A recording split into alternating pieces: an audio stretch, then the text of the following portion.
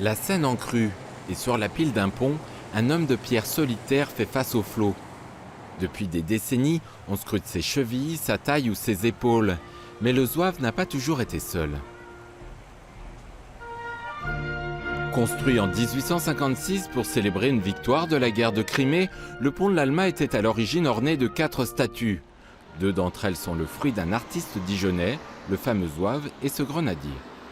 C'est un sculpteur dijonnais qui a sculpté cette statue, Georges Diebold, donc né à Dijon en 1816, mais qui rapidement, vu son talent, est allé aux Beaux-Arts de Paris. Il a même été reçu prix de Rome. Ce grenadier d'Empire est aujourd'hui à Dijon car en 1963, le conseil municipal de Paris décide de reconstruire le pont de l'Alma.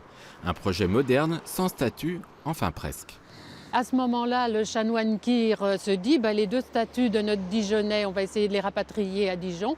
Et la chose lui est refusée. Les Parisiens y tenaient à leur statue, c'était vraiment leur indicateur de crue, donc on leur a laissé.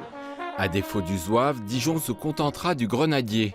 La statue arrive par voie d'eau le 31 mars 1970. Elle est revenue en péniche, donc c'était quand même toute une aventure. Je crois qu'il a fallu 18 jours pour la rapatrier sur Dijon. Et puis elle est très très lourde, là vous avez vu sa hauteur, donc vous imaginez son poids.